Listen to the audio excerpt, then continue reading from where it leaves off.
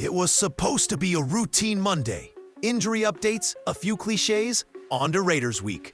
Instead, Kevin Stefanski stepped to the mic and delivered a message no one expected, especially not Shedeur Sanders supporters. There was no coronation for the rookie, no open competition. When asked if a strong outing could let Sanders earn the job while Dillon Gabriel remains in protocol, Stefanski shut it down. Dillon starts when he's cleared, full stop. Then came the subtext. On the two end zone shots that could have flipped the game, Stefanski's summary was icy. Sanders tried to make a play, the defender made a play. Translation the room heard, not good enough yet. He doubled down on process too. The starter gets the vast majority of first-team reps, even with two rookies. Standard in the NFL, yes. But it's the exact setup that left Sanders cold against a Ravens defense dialing cover zero heat. And post-snap disguise while a battered line adjusted to a new cadence on the fly. And when asked if Sanders would get a full QB1 week with Gabriel still symptomatic, Stefanski punted to Wednesday. No immediate commitment, no comfort. This wasn't a vote of confidence, it was a depth chart decree.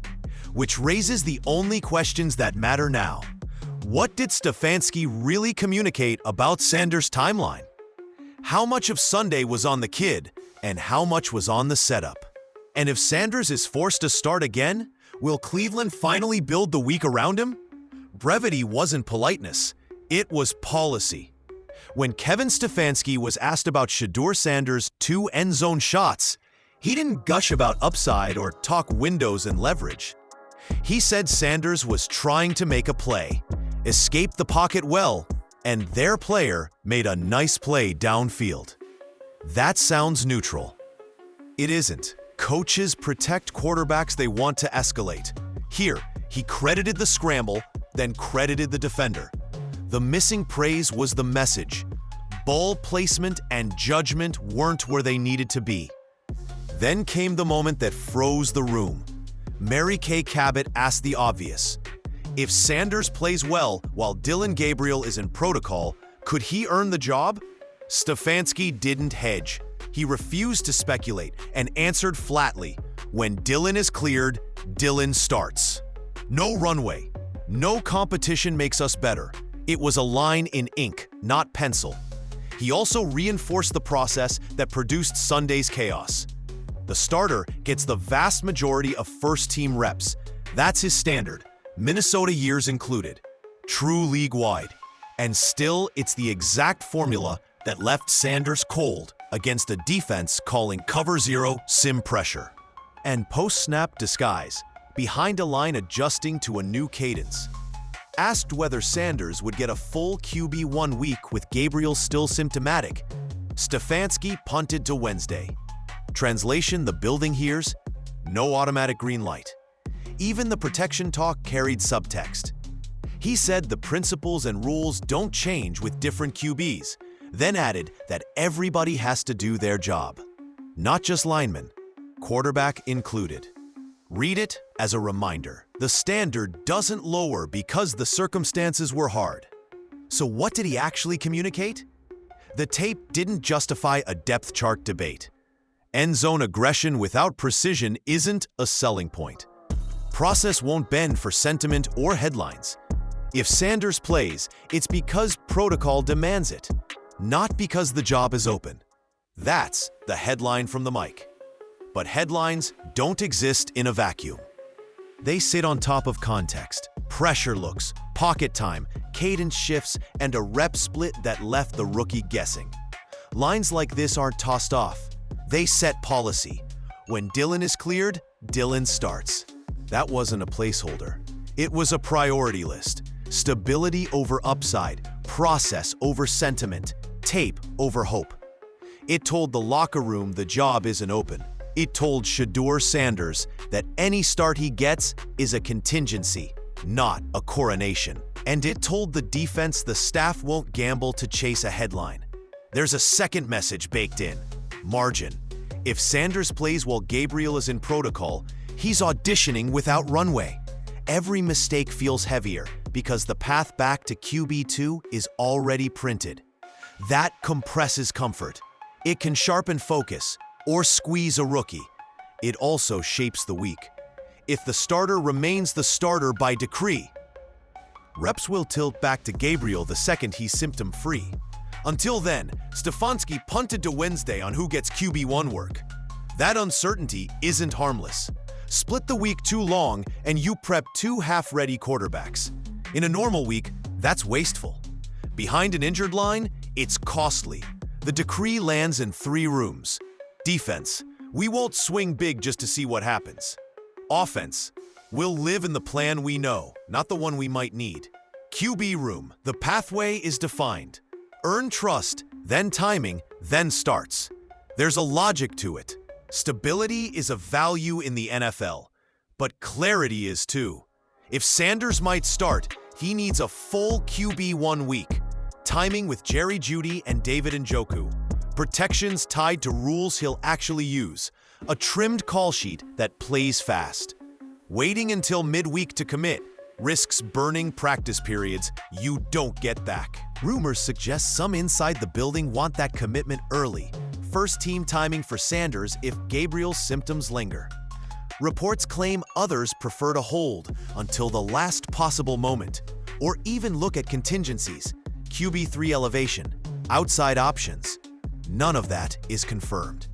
But it matches the effect of Monday's stance. The depth chart isn't changing on vibes. So yes, the decree projects order.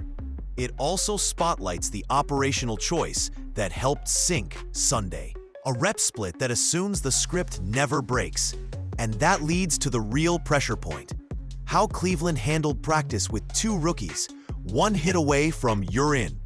2 rookies, 1 set of first-team snaps. That's the math Cleveland bet on. Kevin Stefanski didn't hide it. He said the starter gets the vast majority, if not the entirety, of first-team reps. He did it in Minnesota. He's doing it here. It's standard across the league. And it's exactly how you wind up with a backup thrown into a divisional game without the timing, cadence, or chemistry he'll need to survive it.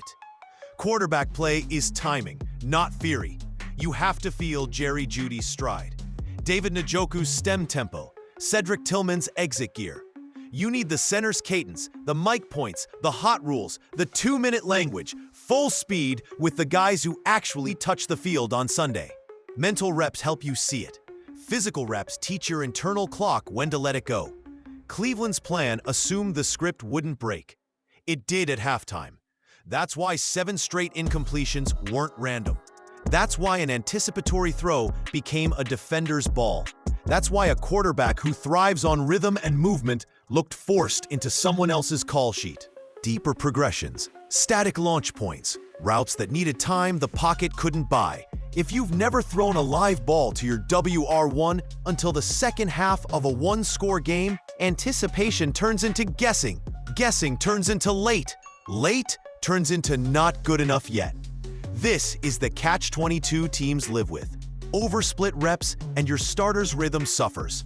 Undersplit reps and your backup is a theory until the headset crackles, you're in. On Sunday, the bill came due. There's also the reality of the room. Rumors suggest a few assistants wanted a small rep budget for QB2 baked into the week. 10 to 15 snaps with the ones. Daily timing with Jeudy and Njoku. 1 2-minute period so cadence and sight adjusts are native. Reports claim others argued the standard holds until the starter can't go. None of that is confirmed, but it tracks with how the night looked. A rookie asked to play fast at a speed he hadn't repped. And even if the rep split had been smarter, the assignment was still brutal because Baltimore didn't just rush, they disguised. They spun safeties late. They mugged A-gaps and dared a patched-up line to communicate perfectly on the fly. The next layer is the context Sanders walked into. Pressure looks that punish hesitation and a pocket that didn't match the playbook. This wasn't just a quarterback switch. It was a stress test against a defense built to manufacture chaos. Baltimore didn't sit back and see what Shedeur Sanders had. They dictated it. Cover zero heat that erased safety help. mugged A-gaps, daring a patched-up interior to communicate perfectly. Simulated pressures, show 6, rush 4, drop 2. So first reads vanished as the ball should have come out. Safety spun late to steal pre-snap tells. Slot fires hit the snap count. Every look said the same thing. Hesitate and you're done. The timing wasn't just mental, it was mechanical. With Jack Conklin and Cam Robinson banged up, Cleveland shuffled bodies and calls. Then the cadence changed mid-game. Wyatt Teller admitted it took a couple minutes to sync to Sanders' rhythm. In a 2-minute window, that's an eternity. Protection counts get fuzzy. Slide calls drift a beat. Mesh footwork and snap timing lose their edge. And that's before the Ravens even disguise the picture. Now layer the plan on top of it. Static launch points and deeper progressions asked a rookie to wait on routes that needed 2.6 to 2.8 seconds to mature, while the pocket was collapsing at 1.5. Without baked-in hot rules and sight adjustments, the ball isn't beating the blitz. It's arriving into it. That's how rhythm becomes rescue.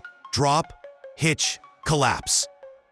And when your internal clock doesn't know WR1 stride yet, the on-time throw turns into a tick late, which is the NFL difference between 6 and a PBU. There were counterpunches available. Move the spot, sprint outs, nakeds, live in quick game, stick, slant flat, spacing, condense splits and bunch to free releases, tag screens draws to punish free runners, and go max protect on shot calls. 2 out, 7 in, only if the picture is clean. Those tools slow a rush because defenders know the ball will beat them. Without them early, Baltimore got braver. None of this absolves decision-making. It explains the environment it lived in. Against this kind of pressure, end zone aggression has to be paired with precision, trajectory, landmark, leverage. Miss by inches and the defender makes a nice play, just like Stefanski said. Which brings us to the tape itself, the 2 red zone throws. What was right, what wasn't, and how to separate bold from forced. Start with the first end zone shot. Scramble drill. Sanders escapes, eyes stay up. Spacing breaks. That's the green light for an explosive. One you only get if you keep the play alive with your feet and your eyes. He took the shot. Right idea, wrong finish. The ball needed either back pylon with air or flat and away from leverage. Instead, lived too close to the defender's chest. That's what Stefanski meant by their player made a nice play. In the NFL, close is a PBU. Second shot, similar story. Creation was good. Urgency was right. But the throw didn't match the picture. Off-platform balls must be hyper-specific. High and outside if your guy stacks. Front hip if he's fighting through contact. Throw it out of bounds if the angle died. Aggression without placement becomes charity. That's not fear. That's craft that isn't calibrated yet. What was right on tape? Pocket exit under control, climb, then slide, no blind drift. Eyes disciplined. He wasn't staring at the rush. Willingness to rip when windows appeared. What must change? Base reset 1 beat faster before launch. Drifting feet drop the elbow and flatten trajectory. Landmarks. End zone balls are to grass, not bodies. Back pylon. Crossbar fade. Front hip only. Leverage literacy. If the corner is in phase, throw high outside or don't throw at all. If he's trailing, put it on a line and away. Context matters here too. These are chemistry throws. They're built on reps with your WR1/TE1. Knowing exactly when Judy hits top gear, how he leans at the stem, where he stacks a corner. Sanders' live timing with the starters wasn't built. That's a setup problem. The placement problem is still his to fix. Coachable versus concerning? Coachable. Footwork, base, trajectory, aiming points, receiver chemistry. Concerning if it lingers.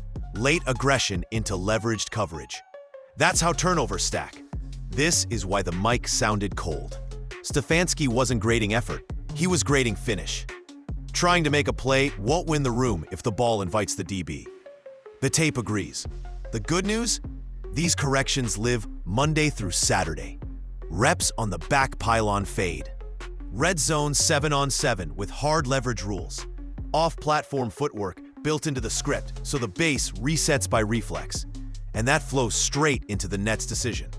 Who gets the QB1 week? What the install looks like if Sanders starts versus Las Vegas? And whether Cleveland finally marries the plan to the player. Wednesday is the tell. If Dillon Gabriel remains in protocol, the Browns have two choices. Commit to a full QB1 week for Shedeur Sanders or hedge and prepare two quarterbacks halfway. One choice builds a plan. The other builds excuses. A real commitment looks obvious inside the building.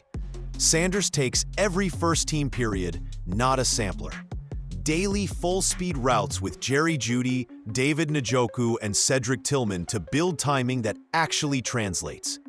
Protection tied to his voice, center QB cadence, mic points, and hot rules baked into the calls you'll use Sunday.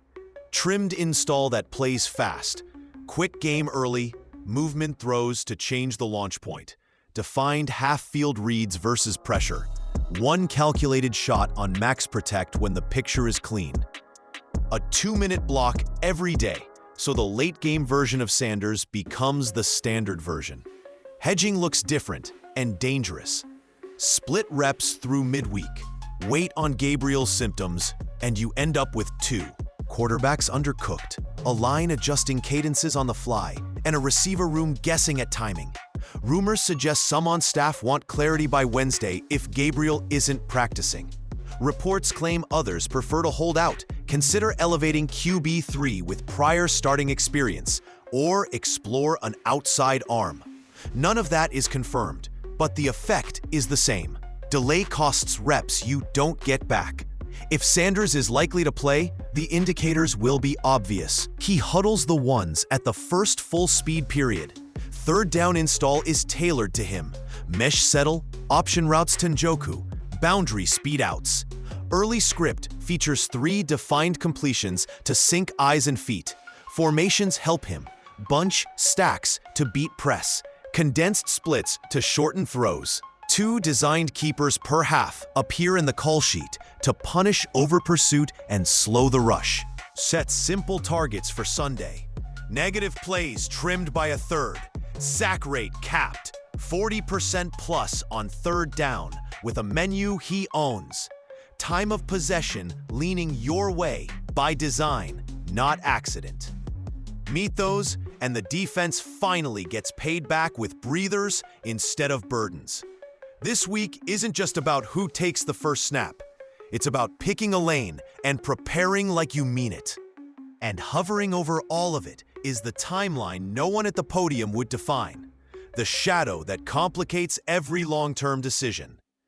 There's a quarterback in this story who never took a snap Sunday and still shaped the conversation. Deshaun Watson.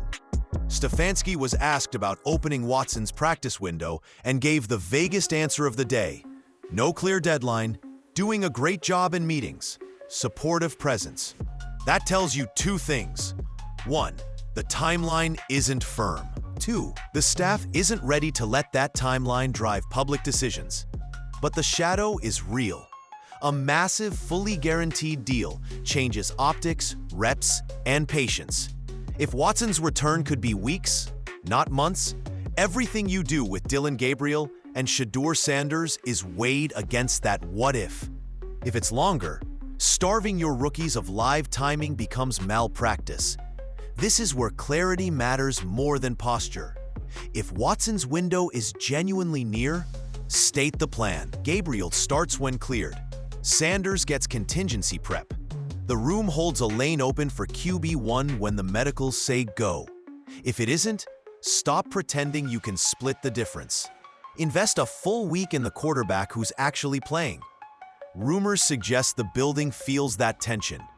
How much to bank on a return date that isn't locked? How much to commit to development you might pivot from later? Reports claim some voices want the rookie lane fully paved if Wednesday arrives without Watson milestones. None of that is confirmed, but it matches what the locker room senses. You can't serve 3 timelines at once. The contract doesn't call the play. The calendar does. If Watson is close, the immediate mandate is stability.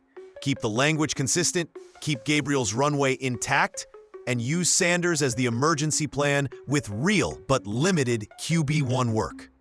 If the window isn't imminent, the mandate flips. Pick a starter. Protocol will decide that short term. Then pour every meaningful rep into one voice and one cadence until the picture changes. The worst outcome isn't choosing wrong. It's choosing nothing. Drifting through Raiders Week waiting on clarity you don't control wastes practice periods you can't buy back and strains a defense that's already paying the bill. Watson's shadow complicates the long view. It shouldn't fog the next 7 days. The fix is the same either way. Commit to a plan that matches who's actually playing. Measure what matters and let the defense breathe. Next comes the actionable piece. What Sanders must build and what the staff must change if he's the one taking the snap. If he's the one taking the snap, 2 tracks have to move in parallel. His toolbox and their template. What Sanders must build. Footwork and finish. Reset the base 1 beat faster before launch. No heel clicks, no drifting feet. Shoulders square, hips through, ball out with intent. Placement in the red zone. End zone throws go to grass, not bodies. Back pylon, crossbar fade, or front hip only. If leverage isn't one, sail it. Leverage literacy. In-phase corner, high outside, or don't throw. Trail technique, flat and away. Read hips, not helmets. Hot answers, under fire. Know the immediate outlet versus nickel pressure and safety spin. Replace the blitzer with the ball, on time, every time. 2-minute rhythm. 1 speed for the huddle, 1 menu for the clock, 1 throw you trust on third and gotta have it. What the staff must change, rep allocation. Daily, full-speed timing with Jerry Jeudy and David Njoku. Center QB cadence, protection IDs, mic points, his voice, their responses. Trim the menu, play fast. Open with quick game families, stick, slant flat, spacing, speed out to set pocket tempo. Layer RPO glance versus heavy boxes. Move the launch point. Sprint outs, nakeds and keepers, so he's reading half the field with his feet under him. Tag a screen draw to punish aggression. Protection with rules. Slide to heat. Replace the extra with the back. Sight adjust when safeties spin. On explosives, max protect. 7 in, 2 out. Throw it only if the picture's clean. Formation help. Bunch and stacks to beat press. Condensed splits to shorten throws and widen windows. Motion to force tells before the snap. Measurables that tell the truth. 3 defined completions on the opening script to sync eyes and feet. Negative plays reduced by 1/3. Sack rate capped under 6%. 40% plus on third down with a menu he owns. Time of possession tilted your way by design. 2 designed keepers per half to punish over pursuit and slow the rush. None of this crowns a savior. It creates a floor. A rookie with clean feet, clear answers, and real timing can stabilize an offense. A plan that fits the player can finally pay back a defense playing championship ball. The presser drew a line. This week decides whether Cleveland draws a plan. Next, the conclusion, and why choosing clarity now is the only way to turn Garrett's masterpieces into wins, not footnotes. Strip away the noise and the presser said one thing. The Browns value stability over spectacle. When Dylan is cleared, Dylan starts. Fine, but stability without clarity is just drift. And drift is what burned them in Baltimore. This isn't a referendum on one rookie throw. It's a philosophy test in plain sight. Do you prepare the quarterback who's actually playing? Do you bend the plan to fit the player? Do you match a championship-level defense with complementary football, not wishful thinking? If Shedeur Sanders is on deck, the assignment is simple and serious. Give him the week. Timing with Jerry Jeudy and David Njoku.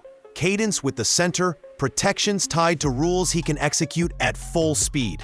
Trim the call sheet so it plays fast. Move the launch point so he isn't a statue behind a patched-up line. Build hot answers into everything so pressure doesn't own the clock. That's not indulgence. That's competence. Hold the staff to measurable proof. not press quotes. 3 defined completions on the opening script. Negative plays trimmed. Sack rate capped. 40% plus on third down with a menu he owns. Time of possession tilted your way by design. 2 designed keepers per half to punish over pursuit and slow the rush. Meet those and belief returns. To the sideline, to the stands, to the defensive room that keeps earning breathers it never gets. Miss them and the noise grows. Not outside, but inside first. As for depth charts and shadows, they don't call the play. The calendar does. If Gabriel is cleared, the philosophy shouldn't change. Prepare the starter with the same urgency and keep contingency reps real. If Watson's window is near, say so and set lanes. If it isn't, stop budgeting your week around a maybe. The defense already told you who they are. Good enough to tilt games if you stop asking them to carry the plan. Sanders told you who he is too.